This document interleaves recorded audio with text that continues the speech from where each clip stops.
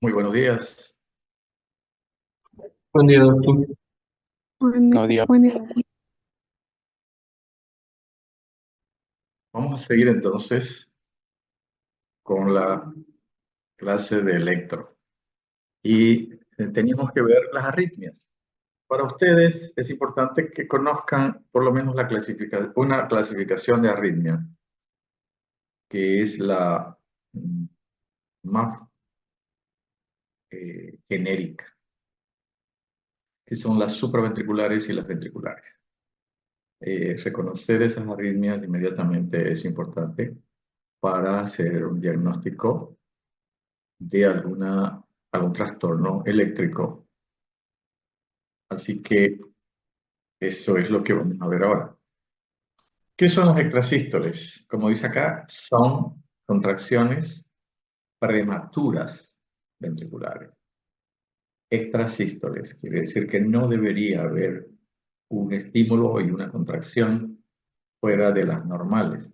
Sin embargo, aparece. ¿Y de dónde aparece? De algún lugar que no es el nódulo sinusal.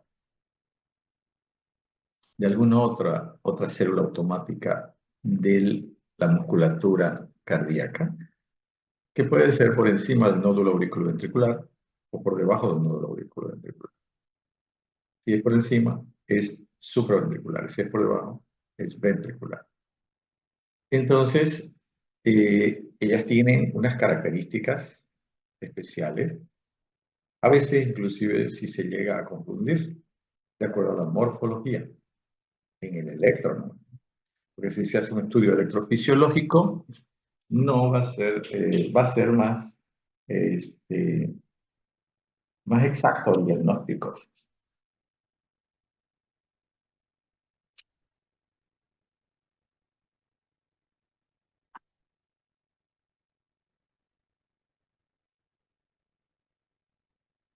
Entonces vamos a ver cuáles son sus características.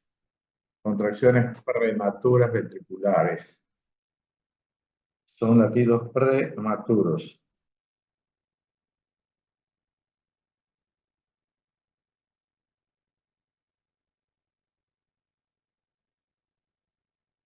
Se clasifican entonces por la morfología de bloqueo completo ramo derecho o bloqueo completo de ramo izquierdo. Las ventriculares me refiero, ¿no? Porque son de los ventrículos.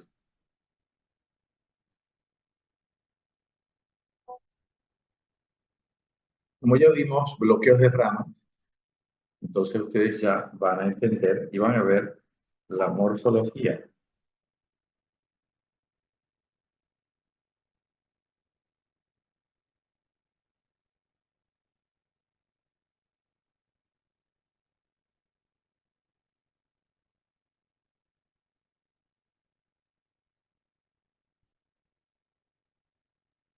Puede ser otra clasificación de acuerdo al lugar donde se produce, a la zona, al segmento del miocardio, en este caso, donde se producen monomorfas o polimorfas.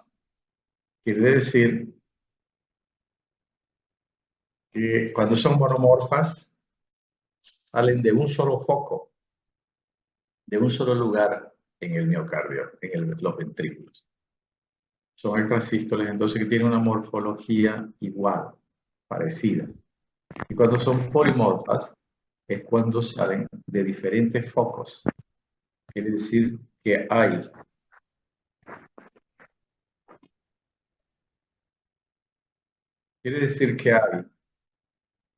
zonas en el ventrículo que se activan automáticamente y producen un estímulo.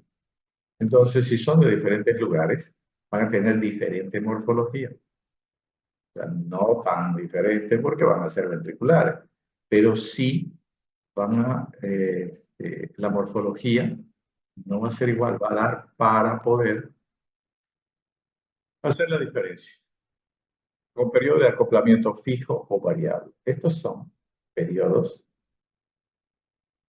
que se produce, en qué tiempo se produce la extrasístole, si es muy cerca de la onda T o más lejos de la onda T.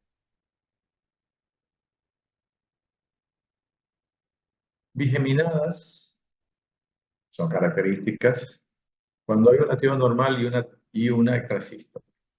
Puede haber una extrasístole en un electro, o cuando uno escucha, cuando hace la auscultación, puede escuchar una arritmia, es decir, una extrasístole o un latido extra o prematuro, en este caso, si es extrasístole. En estos casos, entonces, uno no puede detectar, no puede descubrir cuando en la ausculta si es una extrasístole supraventricular o ventricular. No puede hacer diagnóstico de eso. Solamente con el electro uno puede ya hacer el diagnóstico de si es supra o es ventricular. Entonces, puede haber una extrasístole aislada en todo el electrocardiograma.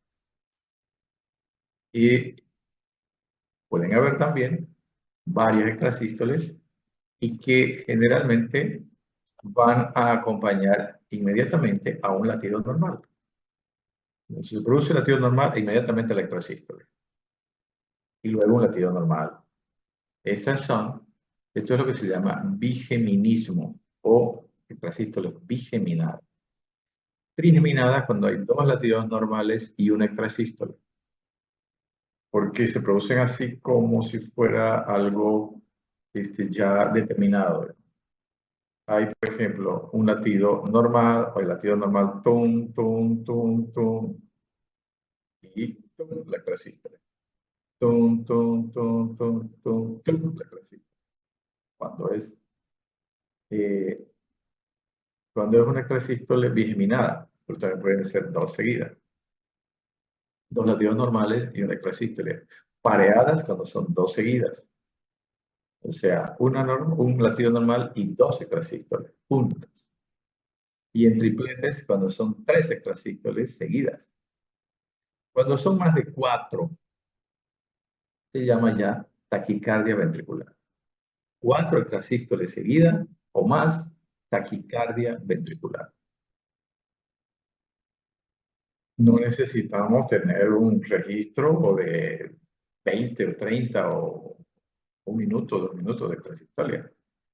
Solamente con 4 o más es ya un diagnóstico de taquicardia ventricular. Entonces, desde PON es una extrasístole grave que denota que ese ventrículo tiene una anormalidad importante. QT largo, digital, hipopotasemias, tricíclicos, uso de tricíclicos, quiere decir antidepresivos, fenotiacinas, antiarrítmicos del grupo 1, pueden provocar extrasistolia. Cuando son interpoladas. Interpolada se llama una extrasístole que se produce sin alterar el ritmo normal sinusal. Porque generalmente, cuando hay una extrasístole, especialmente ventricular, el periodo de reposo para reactivar nuevamente un latido normal se alarga. De ahí que, entonces, en este caso, la interpolada, que generalmente son supraventriculares, no modifica esa frecuencia cardíaca, vamos a decir, sinusal. Con pausa compensadora, completo y completo. Entonces, lo que estamos hablando ahorita se llama pausa compensadora. O sea, después de una extrasístole ventricular siempre hay una pausa para que el músculo nuevamente se repolarice y se produzca un latido normal o quizá otra extrasístole. Se llama pausa compensadora completa e incompleta. Incompleta cuando es supra, completa cuando es ventricular. Con fenómeno R sobre T. Estas son algunas características que tiene la extrasístole. Mientras más cerca la extrasístole, si es ventricular, peor todavía, sobre la onda T, más peligrosa es, porque puede desencadenar una taquiventricular y una fibrilación ventricular. En sanos o en cardiópatas, miocardiopatías o valvulopatías, se pueden producir extrasístoles, más supra que ventriculares. Todos tenemos extrasístoles en algún momento, porque va a depender de la parte emocional, del aspecto de la circulación de catecolaminas y también de la deshidratación, de pérdida de electrolitos por alguna razón o dependiendo de las situaciones de estrés. desencadenadas por el esfuerzo y la taquicardia o por la bradicardia en el sueño.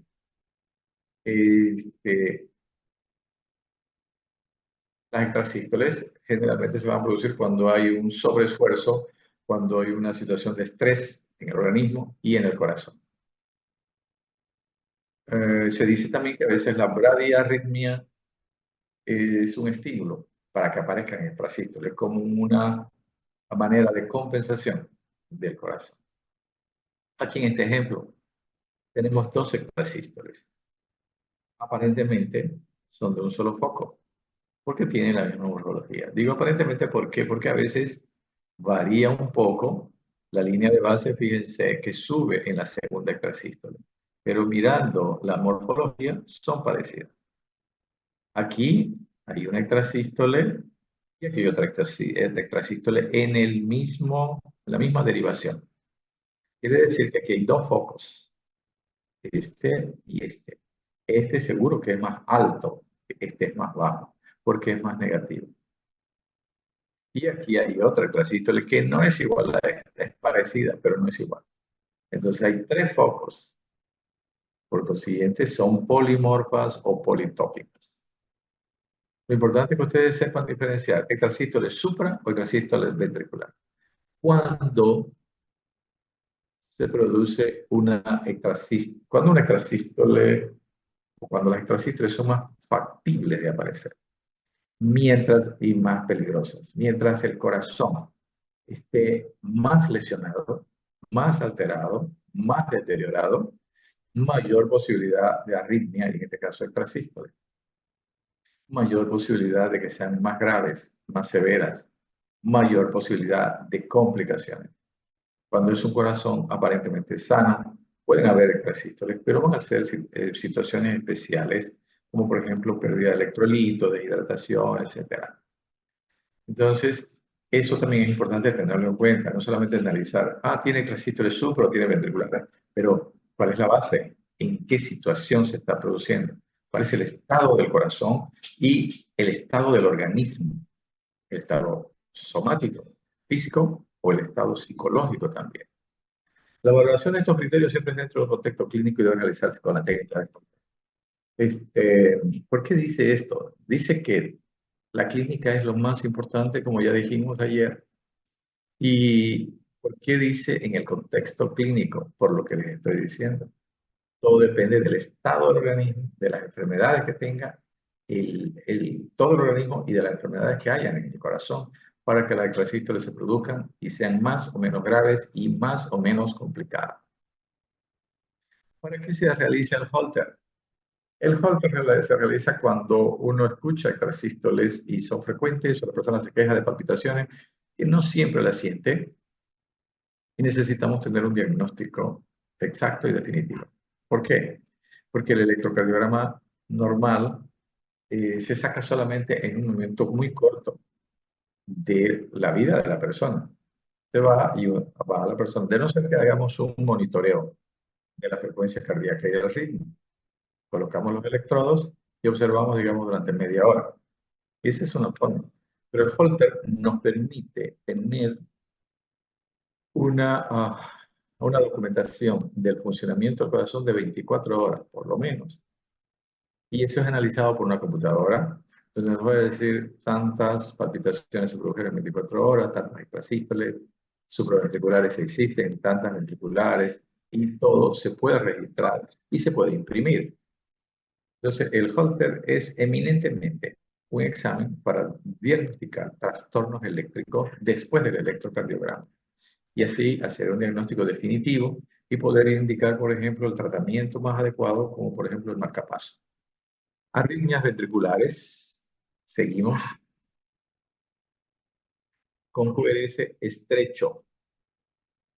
El QRS de una arritmia ventricular es ancho como un bloqueo de rama. Si es derecho, va a tener un bloqueo de rama izquierdo, si es izquierdo, va a aparecer como un bloqueo de rama derecha. Entonces, pueden existir arritmias supraventriculares con QRS ancho cuando son conducidas con aberrancia. Existen entonces latidos de fusión intermedio. Esto de aquí, ustedes, si lo saben, mejor. pero digamos ya un poquito más avanzado, no solamente porque no es difícil, pero recordar es el problema, ¿no? Y hacer el diagnóstico en un electro no siempre es fácil. Quiere decir de que para complicar la cosa, hay extrasístoles que parecen ventriculares, pero son supra. ¿Por qué? Porque conducen, como dice acá, con aberrancia. Quiere decir que no siguen las líneas normales y comunes del sistema de conducción, los fascículos, sino se van por las células directamente, las células automáticas, y demoran más en poder transportar ese estímulo. Por consiguiente, en el electro va a aparecer una, inscripción de extrasístole más lenta y más ancha, por supuesto, el cubre se vuelve más ancho. Entonces, de todas maneras, para que eso ustedes lo tengan en mente de que en algún momento puede aparecer. Pueden haber latidos de difusión también. Se contrae, mejor dicho, hay un latido sinusal del nódulo sinusal y un extrasístole al mismo tiempo. Entonces se juntan y ¿quién es el que tiene más poder eléctrico? El ventrículo. Entonces, generalmente va a ser un latido como un extrasístole ventricular más ancho, pero claro, no va a ser tan igual a un extrasístole, porque hay el latido de fusión. En el momento que se produce el estímulo o la salida del estímulo del nódulo sinusal, aparece también la extrasístole. Extrasistolia auricular. Esto es supraventricular, ¿no? Fíjense, hay que ver los RR. ¿Qué quiere decir? Nosotros con un papelito ponemos aquí una rayita y aquí otra rayita. Y sabemos que este con este de aquí son iguales. Y probablemente con este de aquí. Pero este latido se está produciendo antes de tiempo, porque es más corto el intervalo RR, a pesar que tiene onda P, pero es una extrasistolia auricular. Quiere decir que hay una zona en la aurícula que produce un estímulo y una contracción. Igual en este caso. Fíjense que la onda P de aquí no es igual a la del latido normal. Este latido normal. De aquí es más ancho el PR. Taquicardia sinusal, esto es normal. Muchas veces se habla de taquicardia como si fuera anormal siempre. Taquicardia sinusal, desde el punto de vista de la definición, por supuesto, es una arritmia rápida, pero es una arritmia que nace en el nódulo sinusal. Y esto puede ser normal, generalmente es normal. ¿Por qué? Porque se debe al esfuerzo, a emociones, a uso de medicamentos. Entonces, esto se está aquí. Quiero decir, fíjese que el ST, el segmento ST, está descendente, pero no es patológico, es por la taquiarritmia. Aquí, por ejemplo,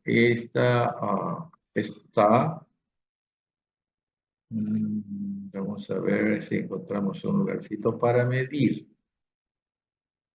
Vamos a medirlo aquí.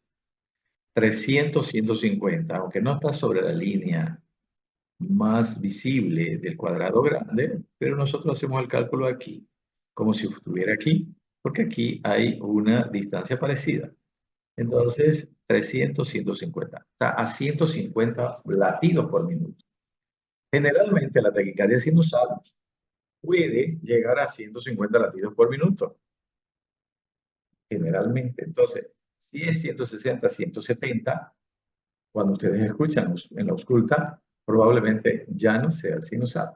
Probablemente porque no hay reglas tan exactas como matemáticas, como todos sabemos en medicina. Aquí, la arritmia respiratoria es cuando, durante la inspiración,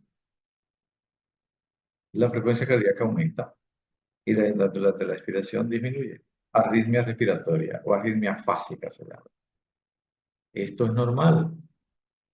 Esa arritmia es normal. Arritmias supraventriculares, las que se producen más en las aurículas, podríamos decir. QRS estrecho. Fíjense que esta arritmia tiene una morfología, el latido, parecida a la del ritmo normal, al latido normal. QRS estrecho puede existir arritmias supraventriculares con QRS ancho cuando son conducidas con aberrancia.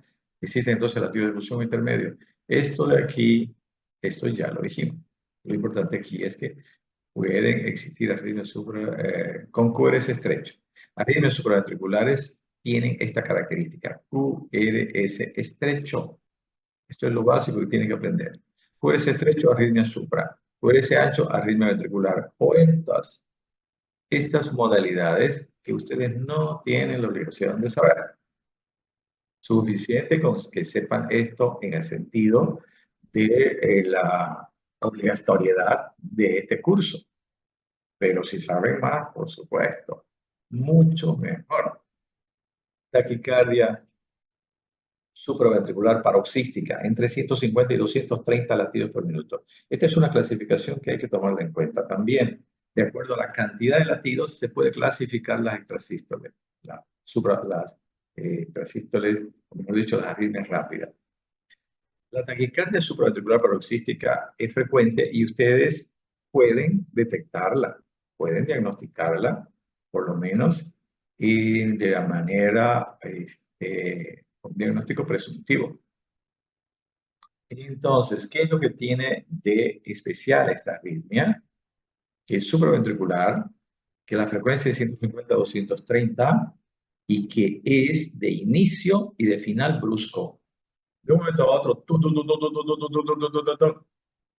y para, bruscamente también. Puede durar 10 segundos, 30 segundos, media hora, una hora, 6 horas, un día entero. Pero claro, mientras más alta la extrasístole, mientras más elevada la frecuencia de la arritmia, perdón, de la taquiarritmia, más deteriora el corazón. El corazón puede entrar en insuficiencia cardíaca con una taquiarritmia que dure más de 24 o 48 horas. Corazón sano, me estoy refiriendo.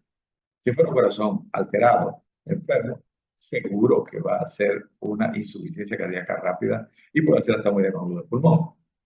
Ya ustedes conocen, parece el mecanismo por lo que hay un trastorno de la circulación cuando hay una arritmia de este tipo, taquiarritmia. Entonces, esas son las características principales. Frecuencia cardíaca por encima de 150 hasta 230 aproximadamente latidos de inicio y final brusco. Y ustedes no necesitan auscultarla en el momento que ven al paciente porque de repente en ese momento no se presenta. Pero sí le preguntan al paciente. El paciente dice, tengo palpitaciones, me hace así el corazón. Inclusive mi vestido, mi blusa, mi camisa me la hace así. ¿Y ahí en qué momento se presenta? Cualquier momento, o cuando hago esfuerzo, cuando me enojo. Ya. ¿Y cuánto le dura? Me dura un ratito, pero ¿cuánto más o menos? Unos un minuto. Entonces, si se produce más de una, dos, tres, cuatro veces, ya, probablemente tiene una taquicardia paroxística. Y probablemente cuando van al electro puede que se encuentren con un Wolff Parkinson White. Entonces, fíjense que importantísimo es tener este conocimiento pequeño, pero que les puede dar ya bases para un diagnóstico. Idiopática igual Parkinson White. Idiopática porque puede haber sin que hayan alteraciones del electro. En el Wolff generalmente hay alteraciones electrocardiográficas y esos son congénitas, se puede detectar. Pero puede haber trastornos tipo Wolff, Parkinson, White, el electro y la persona no sentir nada hasta ese momento que ustedes lo descubren. Pero no siempre se va a presentar. Muy bien. El ritmo nodal alto, medio y bajo es cuando hay un bloqueo del nódulo sinusal y aparece o no se produce el estímulo del marcapaso normal. Entonces,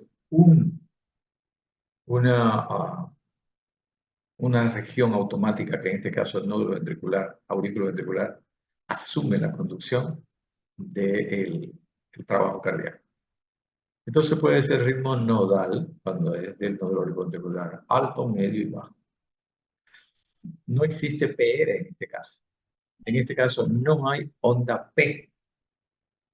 O si no, cuando es bajo, se puede producir después del complejo QRS. Cuando es alto y medio, generalmente no se ve. No se ve la P. Alto P antes de QRS morfología del seno coronario. Entonces puede ser que se vea un poquito de la P, que a veces ni se distingue.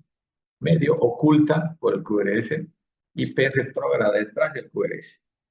Taquicardia auricular multifocal o ritmo auricular aórtico. Aquí, por ejemplo, este es sinusal normal y aquí aparece el extrasístole. Tum, tum, tum, tum, tum, tum. Fíjense, esta onda T es positiva o negativa. Y aquí, esto es el inicio de la taquicardia paroxística. Aquí termina y sigue el ritmo normal. Esto, cuando dura poco tiempo, se llama no sustentada. Cuando dura más tiempo, se llama sustentada. Taquicardia auricular multifocal o ritmo auricular aórtico. Se presenta en el EPOC y en el uso del digital. Auricular multifocal quiere decir que solamente en la aurícula van a haber zonas que van a producir un estímulo y van a poder producir una contracción. Aquí tenemos la onda P, P, aquí es variable, P, y aquí se vuelve negativa. Y aquí ya varió del